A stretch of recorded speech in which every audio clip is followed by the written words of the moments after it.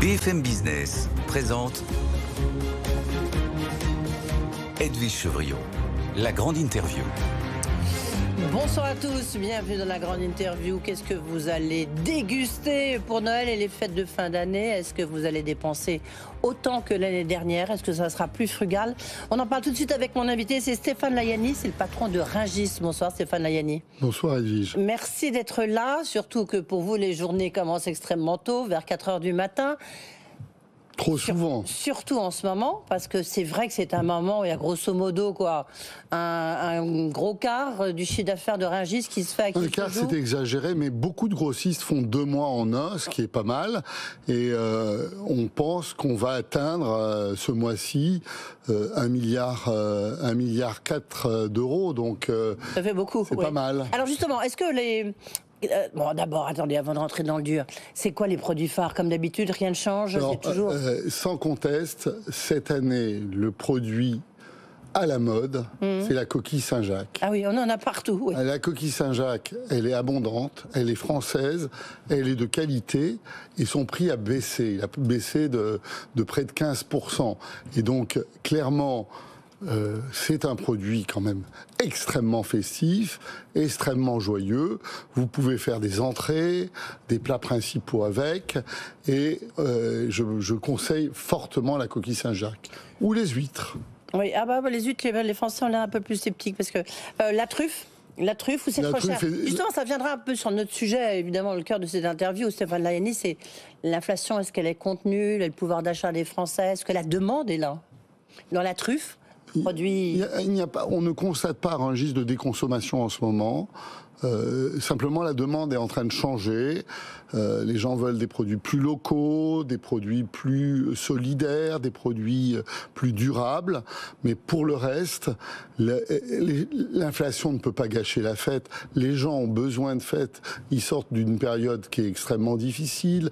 Le contexte géopolitique est tragique. Oui. Et donc, je suis persuadé que les Français veulent se retrouver en famille avec des amis pour Noël. Mais donc la demande, là, elle est au rendez-vous. La demande, elle est forte. Oui, je vous donne un exemple.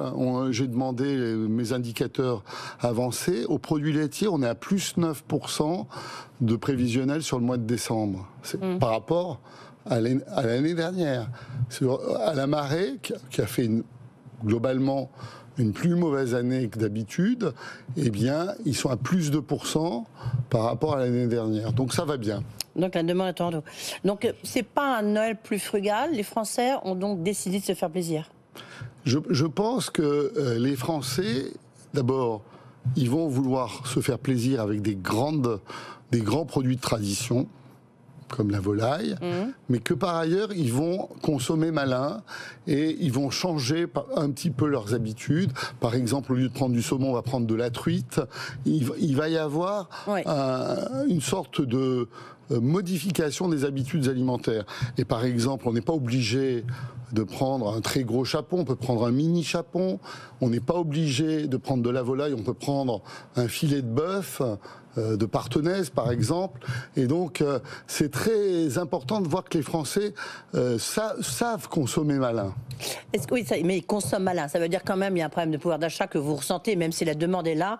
C'est une demande qui n'est peut-être pas autant d'excellence qu'avant. C'est ça qu'on peut dire. Non, les volumes sont là. Simplement, c'est un choix. Oui. Et il y a des arbitrages qui sont faits. Est-ce que l'inflation, parce qu'on en parle beaucoup, on parlait du dossier casino bien sûr, on parle beaucoup de pouvoir d'achat. Est-ce que l'inflation, elle est contenue à vos yeux? Elle est en train de régresser. On est à plus combien? On était à plus 11 en septembre. On était à plus 9 en novembre. On est à plus 5 en décembre. Et donc, clairement, on sent qu'on est sur un pas de décélération de l'inflation. Et à 5% d'inflation à Rungis, on est encore 7 points de moins par rapport aux produits préparés d'avance, aux produits industriels. Et donc clairement, c'est un avantage compétitif qu'ont les opérateurs du marché de Rungis, c'est qu'il vaut mieux cuisiner que d'acheter tout fait. Oui, mais enfin, vous êtes au début de la chaîne. Hein, c'est-à-dire que moi, si je veux consommer un chapon, si je veux aller au restaurant, il va à Rungis. D'accord, l'inflation est contenue, mais souvent l'addition, elle est quand même beaucoup plus lourde. Bien sûr, parce que en réalité, c'est là où se fait la bascule. Non, mais bien sûr, parce qu'en réalité, c'est tout à fait exact, parce qu'en réalité, ce qui fait la bascule, c'est les intrants, c'est l'énergie, c'est les salaires, c'est le transport. Et la volonté de se reconstituer des marges, un peu avec des excès quand même. Je pense qu'on a été plutôt sérieux. On a contenu l'inflation à Rungis parce que à Rungis, nous on fait la guerre tous les soirs, toutes les nuits. C'est la loi de l'offre et de la demande. Et donc, quand un acheteur n'est pas content de son vendeur, il change de vendeur. Ouais. Et de même, nous, on préfère les quantités, les volumes, plutôt que d'acheter des produits uniquement sur la base d'un prix qui est négocié une fois pour toutes dans les négociations commerciales. On va rappeler juste quelques chiffres quand même pour donner l'ampleur du marché de Rungis, qui est le premier marché au monde de produits frais. Hein. C'est le plus grand. C'est plus de 10 milliards de chiffre d'affaires. Enfin, là, on va atteindre cette année 11,6 milliards de chiffre d'affaires. Oui. C'est énorme quand même. En 2012, le marché faisait 8,4 milliards de chiffre d'affaires. Et que si on devait faire rapidement un petit camembert, vous me direz c'est d'à propos, c'est quoi, qu'est-ce qui est le plus important? Le plus important, c'est ce que vous montrez derrière vous. Ce sont les fruits et légumes. Et c'est normal, c'est la plus grosse partie de l'assiette. Ensuite viennent les produits carnés, la viande. Et après, vous avez les PLA, la marée et les PLA. Les produits laitiers. Comment ça se fait du reste? Est-ce que vous vous ressentez, évidemment, vous vous inscrivez comme tout le monde dans une tendance de consommer moins, voire de déconsommation, de consommer moins de viande parce que c'est meilleur pour la planète. Est-ce que vous voyez, vous, cette...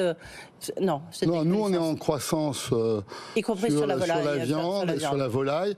D'abord parce que la volaille est extrêmement dynamique, malgré des stocks limités. Et par ailleurs, sur la viande, nous, on s'appuie sur un réseau de bouchers, charcutiers, traiteurs, qui sont des prescripteurs. Et quand on va chez son boucher, on sait le plat qu'on va cuisiner le dimanche en famille.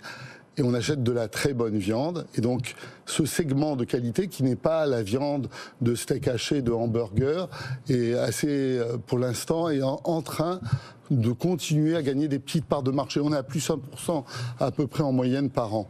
Est-ce que vous favorisez les circuits courts, notamment de ceux qui sont à Rungis? Mais nous sommes le premier circuit court, d'abord parce qu'il y a plus de 400 agriculteurs ou coopératives à Rungis, et donc souvent ce qu'on achète à Rungis... Vous ne savez pas si ça vient de Lot-et-Garonne, c'est pas forcément un circuit court. Oui, le circuit court, c'est le nombre d'intermédiaires. Est-ce que vous avez un intermédiaire ou 15 avant que ça arrive chez vous? Et puis l'autre raison pour laquelle nous sommes le premier circuit court, c'est que je fais 60% de l'agriculture locale d'Île-de-France avec 13 000 tonnes par an. Et donc, ça nous donne un petit peu l'idée avec la FNSEA, les jeunes agriculteurs, de faire bientôt la première journée des circuits courts à Rungis. Le Rungis, c'est quoi? C'est un peu plus d'1 million de mètres carrés? C'est 1 million de mètres carrés loués et c'est 250 hectares, c'est plus grand que Monaco. Oui. Et est-ce que vous êtes touché par la désartificialisation des sols? Eh bien, Parce que ça a forcément un impact sur vous. Bien sûr, on le fait depuis 5 ans parce que on est devant un mur d'investissement de transition écologique. Et donc, depuis que je suis arrivé à Rungis, je crée des noues. Les spécialistes sauront ce que c'est. Ce sont des talus herbeux qui permettent de désimperméabiliser. On utilise l'eau qui passe sous le marché dans l'aqueduc Médicis pour nettoyer. Ah oui, alors là, on est... Oui. Oui, mais et tout ça. La désartificialisation, c'est le fait qu'on n'a plus le droit de construire des grandes surfaces. Oui, mais là, on a l'acquis, on a l'antériorité. Ok, vous n'avez pas de problème. On n'a pas de problème. Vous pouvez construire de nouveaux bâtiments si vous en avez besoin. Mais c'est une question qui se pose dans le cadre du nouveau marché que je veux faire dans le nord de l'Île-de-France, à Goralim, où on a essayé de chercher des terrains en zéro artificialisation nette, et c'est très difficile. Il y a toute une procédure dite de pastillage au niveau de la région Île-de-France. Okay. Et on a réussi à trouver 1 ou 2 sites qui le permettent.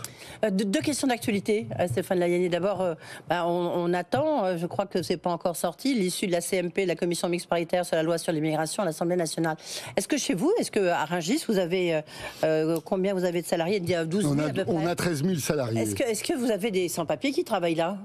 D'abord, je l'ignore, puisqu'ils travaillent dans les entreprises des opérateurs. Mais surtout, ce qui frappe à Rungis, c'est qu'il n'y a pas de racisme. Il y a une intégration totale, il y a une intégration par le travail. Oui. Et donc, quand on travaille, eh bien, c'est plus facile. C'est un véritable ascenseur social pour les gens qui travaillent. Il se trouve qu'il y a certains grossistes en viande qui donnent des cours d'alphabétisation à des gens d'origine malienne. Et clairement, nous, on essaie d'intégrer. Pardon ? Vous êtes favorable au fait d'intégrer les gens? Je pense que c'est un passage obligé. Il est difficile de ne pas intégrer les gens qui travaillent. L'immigration de travail, d'après moi, est indispensable pour les entreprises. Deuxième question d'actualité, vous avez entendu l'excellente Pauline Tadevin parler de ce qui se passe autour de Casino, entre évidemment Auchan et Intermarché qui devraient racheter tout ce qui est hyper et supermarché. On sait que celui qui va reprendre Casino, c'est Kretinsky. Il est aussi le principal actionnaire de Métro. Donc on peut imaginer qu'il se passe quelque chose. Pour vous, ça, est-ce que ces géants de la distribution, cette recomposition, ça peut avoir un impact pour vous? D'abord, on est à une nouvelle époque. On n'est plus dans l'époque des années 70 de l'épicier de Landerneau. Clairement, il y a un modèle, qui est le modèle de la grande distribution, qui n'est pas le nôtre, qui a des difficultés. En tout cas, les hypermarchés ont des difficultés. Oui. Et vous me parlez de Métro. Métro est un de mes clients. Il achète énormément sur le marché de Rungis. Il a un entrepôt sur le marché de Rungis. Et évidemment, il ne fait pas aujourd'hui de détail. En revanche, la grande distribution représente une part infime des ventes de Rungis. C'est à peu près 10% des ventes de Rungis. Et on s'adresse plutôt aux surfaces de proximité du type Carrefour Express. Mais donc toute cette recomposition a forcément un impact pour Rungis à terme. Nous sommes en train de gagner des parts de marché parce que les gens veulent du naturel, ils veulent des produits bruts, des produits frais, et c'est un gros avantage pour Rungis de servir un réseau de détaillants en France et à l'international. Il y a parce qu'il faut accéder à Rungis, il y a une nouvelle gare ferroviaire qui va être construite. Ouais. Comment ça va changer? La dernière fois que vous étiez venu là, on parlait du fameux train qui avait été fermé, le train des primeurs, et qui était en train de rouvrir, et maintenant, ça y est, il marche. Alors, le train des primeurs, je me suis battu pour, il fonctionne normalement, mais j'ai compris que le problème essentiel de ce train, c'est le retour à vide. Et quand vous avez un retour à vide, vous divisez votre rentabilité par 2. Et donc, on a décidé de faire une grande gare de combinée à Rungis qui fera monter des produits alimentaires, mais qui repartira avec des produits plus industriels. Du type, par exemple ? Du type... Autrefois, c'était les journaux. De toutes sortes, ça peut être des meubles. Des meubles qui ne reviennent pas dire qu'ils ne sont pas issus de Rungis. Non. Ça, d'accord. Et donc, on va utiliser l'emprise ferroviaire de Rungis pour avoir une gare modèle, car l'unité de base est ce qu'on voit sur la photo est le container. Et donc, on va avoir à la fois une autoroute ferroviaire où les trains pourront monter leurs remorques et à côté, ce qu'on appelle, le terme est un peu technique, des Richteker, du chargement vertical qui permettra de mettre des containers directement. Et donc, on donnera de la rentabilité. Et écoutez-moi bien, ça veut dire que c'est 60 000 camions en moins par an si on arrive à faire cette gare. Ça, c'est une bonne idée. Et c'est pour quand ? Parce que si on y arrive, ça veut dire que c'est pas encore fait. C'est fin 2026. On sort de l'appel d'offres. On vient de choisir une entreprise qui s'appelle VIA, qui est spécialisée dans les autoroutes ferroviaires. Et elle va être à la fois le concessionnaire et le constructeur de cette gare. Et on va essayer d'avoir des liaisons partout en Europe, hein, y compris à Rotterdam et dans le nord de l'Europe. C'est une question maintenant, je pose un peu systématiquement à mes invités. C'est l'impact de l'intelligence artificielle sur leur business, donc sur votre business.